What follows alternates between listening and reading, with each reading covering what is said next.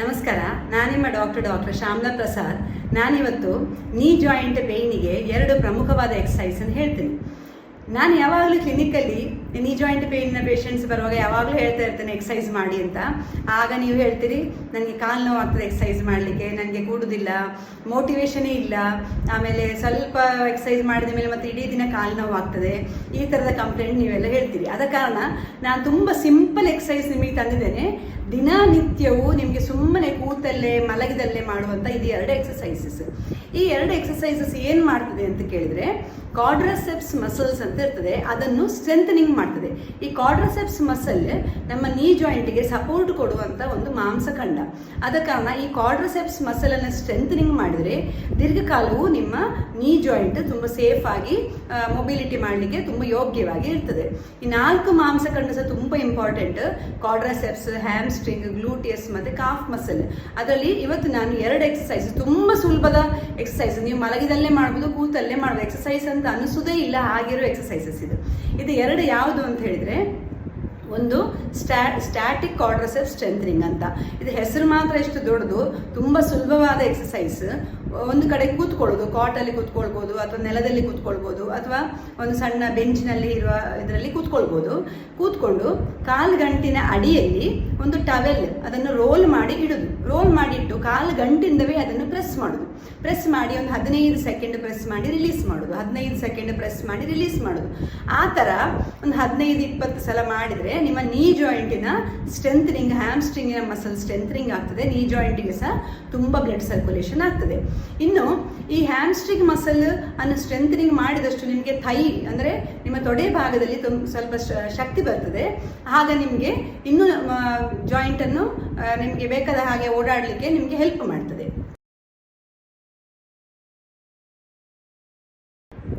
ಇನ್ನು 2ನೇ exercise dynamic ಕ್ವಾಡ್ರಸೆಪ್ಸ್ strengthening ಅಂತ. ಇದು ಏನು ದೊಡ್ಡ ಎಕ್ಸಸೈಸ್ ಏನಲ್ಲ. ಕುರ್ಚಿಯಲ್ಲಿ ಕೂತ್ಕೊಳ್ಳೋದು, ಕಾಲನ್ನು ಮೇಲೆ ಎತ್ತೋದು, ಕೆಳಗಡೆ ಇಡೋದು. ತುಂಬ ಅಂದರೆ ತುಂಬ ಸಿಂಪಲ್ ಎಕ್ಸಸೈಸ್. ನೀವು ಟಿವಿ ನೋಡುವಾಗ ಮಾಡ್ಬೋದು, ಸುಮ್ಮನೆ ಕೂತಲ್ಲೇ ಮಾಡ್ಬೋದು, ಎಕ್ಸಸೈಸೇ ಅಲ್ಲ ಇದು. ಆದರೆ ಇದರಲ್ಲಿ ಕ್ವಾಡ್ರಸೆಪ್ಸ್ ಅಂತ ಹೇಳುವಂಥ ಮಸಲ್ ಸ್ಟ್ರೆಂಥನಿಂಗ್ ಆಗ್ತದೆ. ನಾನು ತುಂಬ ಎಕ್ಸಸೈಸ್ ಹೇಳಲಿಲ್ಲ, 2 ಎಕ್ಸಸೈಸ್ ಹೇಳಿದ್ದು. ದಯವಿಟ್ಟು ಎಲ್ಲರೂ ಎಕ್ಸಸೈಸನ್ನು ಮಾಡಲೇಬೇಕು. ನಮಗೆ ಇಲ್ಲಿ ಬರುವ ಪೇಷಂಟ್ಗಳಿಗೆ ನಾನು ದಿನ ಹೇಳ್ತೇನೆ, ಈ ವಿಡಿಯೋವನ್ನು ನೋಡುವವರು ದಯವಿಟ್ಟು ಎಕ್ಸಸೈಸ್ಗಳನ್ನು ಮಾಡಲೇಬೇಕು. ಒಂದು ನೀ ಜಾಯಿಂಟ್ ಪೇನ್ ಇರುವವರು ಮಾಡಬೇಕು, ನೀ ಜಾಯಿಂಟ್ ಪೇನ್ ಗುಣ ಆದವರು ಮಾಡಬೇಕು. ಎಲ್ಲರೂ ಸಣ್ಣ ಪ್ರಾಯದ ದೊಡ್ಡ ಪ್ರಾಯದವರೆಗೂ ನೀ ಜಾಯಿಂಟನ್ನು, ಮೊಬಿಲಿಟಿಯನ್ನು ನಮ್ಮ ಏಜ್ ಆಗೋ ತನಕ ನಾವು ಮೇಂಟೈನ್ ಮಾಡಬೇಕಾದ್ರೆ ಈ 2 ಎಕ್ಸಸೈಸ್ ಮಾಡಲೇಬೇಕು. ನೀವು ನೀ ಜಾಯಿಂಟ್ ಪೇನ್ ಅಂತ ಹೇಳಿ, ಗಂಟು ನೋವು ಅಂತ ಹೇಳಿ ಕೂತಲ್ಲೇ ಕೂತ್ಕೊಂಡ್ರೆ ಇನ್ನೂ ಸ್ಟಿಫ್ನೆಸ್ ಜಾಸ್ತಿ ಆಗ್ತದೆ.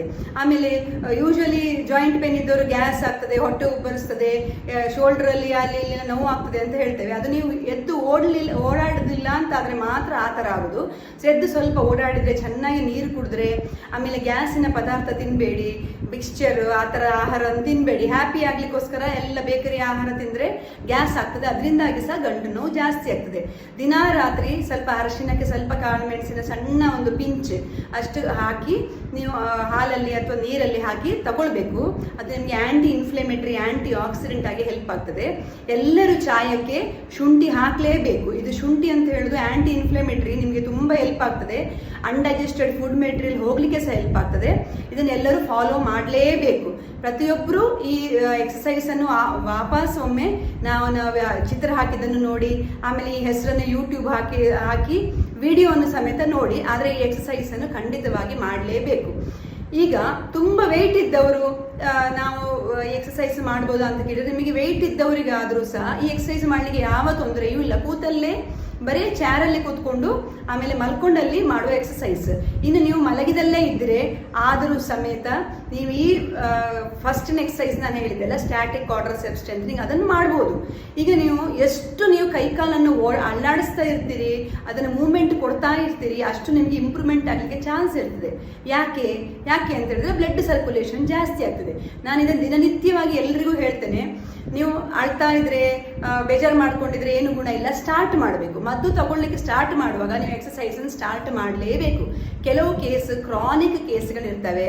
ಸ್ವಲ್ಪ ದಿನ ನೀವು 1 ಮಂತ್ 2 ಮಂತ್ಸ್ ಸ್ವಲ್ಪ ಶ್ರದ್ಧೆಯಿಂದ ಸಣ್ಣ ಮಟ್ಟಿಗೆ ಓಡಾಡಿದ್ರು ಸಾಕು. ವಾಕಿಂಗ್ ಮಾಡಿ ಬನ್ನಿ. ದೊಡ್ಡ ದೊಡ್ಡ ಎಕ್ಸಸೈಸ್ ಮಾಡಬೇಕಂತ ಹೇಳೋದೇ ಇಲ್ಲ ನಾನು. 2 ಎಕ್ಸಸೈಸ್ ದಿನಕ್ಕೆ ಮಾಡಿ. ಆಮೇಲೆ ಆಹಾರದಲ್ಲಿ ಸ್ವಲ್ಪ ಜಾಗ್ರತೆ ಮಾಡಿ, ಬಿಸಿನೀರು ಕುಡೀರಿ, ಜೀರಿಗೆ ನೀರು ಕುಡೀರಿ. ಈ ಥರದ್ದೆಲ್ಲ ಮಾಡ್ತಾ ಹೋದರೆ ತಾನಾಗಿಯೇ ಒಂದು 15 ದಿವಸ 1 ತಿಂಗಳಾಗೋತ್ತಿಗೆ ನಿಮಗೆ ಮದ್ದು ಚೆನ್ನಾಗಿ ಹಿಡಿತದೆ. ನೀ ಜಾಯಿಂಟ್ ತುಂಬ ಕಡಿಮೆ ಆಗ್ತದೆ, ತುಂಬ ಆರಾಮದಲ್ಲಿ ಇರ್ತೀರಿ. ಈಗ ನಿಮಗೆ ಎಷ್ಟೋ ಜನ ನಿಮ್ಮಲ್ಲೇ ತುಂಬ ಜನ ಇದ್ರಿ, ನೀ ಜಾಯಿಂಟ್ ಆರಾಮಾಗಿ ಎಲ್ಲ ನಿಮ್ಮ ಕೆಲಸಗಳನ್ನು ಮಾಡ್ಕೋತೀರಿ. ಎಷ್ಟು ಹೆವಿ ವರ್ಕ್ ಮಾಡುವವರು ಜೆಂಟ್ಸ್ ಇದ್ದಾರೆ, ಲೇಡೀಸ್ ಇದ್ದಾರೆ. ಅವರವರ ಕೆಲಸ ಚೆನ್ನಾಗಿ ಮಾಡ್ಕೊಂಡು ಹೋಗಿ ಎಷ್ಟು ದೂರದ ನಡ್ಕೊಂಡು ಬರ್ತೀರಿ ಅಥವಾ ಗುಡ್ಡೆ ಹತ್ತಿ ಬರ್ತೀರಿ, ಏನು ನಿಮಗೆ ತೊಂದರೆ ಆಗೋದಿಲ್ಲ ತಾನೇ. ಆದರೂ ಇನ್ನೂ ಸಹ ನೀವು ಅದನ್ನು ಬಿಡಬಾರ್ದು. ಸ್ವಲ್ಪ ಮಟ್ಟಿಗೆ ಎಕ್ಸಸೈಸ್ಗಳನ್ನು ಮಾಡ್ತಾ ಇರಬೇಕು. ದಿನನಿತ್ಯ ಎಕ್ಸಸೈಸ್ನ ಅರ್ಧ ಗಂಟೆ ತುಂಬ ಎಸೆನ್ಷಿಯಲ್, ಅದು ತುಂಬ ಅವಶ್ಯಕತೆ ಇರುವಂಥದ್ದು. ಸುಮ್ಮನೆ ಕೂತರೆ ಖಂಡಿತವಾಗಿಯೂ ಎಲ್ಲ ಅವಯವಗಳು ಡಲ್ ಆಗ್ತವೆ. ಜಾಯಿಂಟ್ಗಳು, ಮಸಲ್, ಲಿಗಮೆಂಟ್ ಎಲ್ಲದಕ್ಕೂ ಸಹ ಖಂಡಿತವಾಗಿಯೂ ಬ್ಲಡ್ ಸರ್ಕ್ಯುಲೇಷನ್ ಬೇಕೇ ಬೇಕು. ಈ ನೆಕ್ಸ್ಟ್ ನಾನು ಸೀರೀಸಲ್ಲಿ ಸಹ ಕೆಲವು ಬೇರೆ ಹ್ಯಾಮ್ಸ್ಟ್ರಿಂಗ್ ಮಸಲ್ಸ್ ಮತ್ತು ಕಾಫ್ ಮಸಲ್ಸ್ ಅದಕ್ಕೆ ಇರುವಂಥ ಎಕ್ಸಸೈಸ್ ಹೇಳಿಕೊಡ್ತೇನೆ. ಆದರೆ ಅಷ್ಟರ ಮಟ್ಟಿಗೆ ಈ ಎಕ್ಸಸೈಸನ್ನು ಡೈಲಿ ಮಾಡಲೇಬೇಕು. ನೀವು ಎಕ್ಸಸೈಸ್ ಮಾಡುವಾಗ ನೀವು ಯಾವ್ದಾದ್ರು ಮ್ಯೂಸಿಕ್ ಹಾಕ್ಕೊಳ್ಳಿ, ಆಮೇಲೆ ಚೆನ್ನಾಗಿ ಬ್ರೀತಿಂಗ್ ಮಾಡ್ಕೊಳ್ಳಿ. ಟೆರೆಸ್ ಇದ್ದರೆ ಟೆರೆಸ್ಸಿಗೆ ಹೋಗ್ಲಿಕ್ಕೆ ಆಗೋದ್ರೆ ಟೆರೆಸ್ಸಲ್ಲಿ ಹೋಗಿ ಮಾಡಿ, ಗಾಳಿ ಬೆಳಕಿರುವಂಥ ರೂಮಲ್ಲಿ ಮಾಡಿ. ಆಗ ಇನ್ನೂ ನಿಮಗೆ ಸ್ವಲ್ಪ ಮೋಟಿವೇಶನ್ ಬರ್ತದೆ, ಸ್ವಲ್ಪ ಉತ್ಸಾಹ ಬರ್ತದೆ.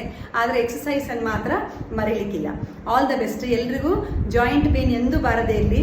ಎಲ್ಲರೂ ಹ್ಯಾಪಿಯಾಗಿ ಅವರವರು ಬೇಕಾದ ಡ್ರೀಮ್ಸನ್ನು ಪೂರೈಸಲಿ. ಎಲ್ಲಿಗೆ ಬೇಕು ಅಲ್ಲಿ ಹೋಗಿ ಬರುವ ಹಾಗೆ ಆಗಲಿ, ಯಾವುದೇ ಗಾಡಿಯಲ್ಲಿ ಹತ್ತಿ ಹೋಗುವ ಹಾಗೆ ನಡೆಯುವ ಹಾಗೆ ಎಲ್ಲ ಆಗಲಿ ಅಂತೇವೆ ನಮ್ಮ ಆಶಯ. Thank you very much.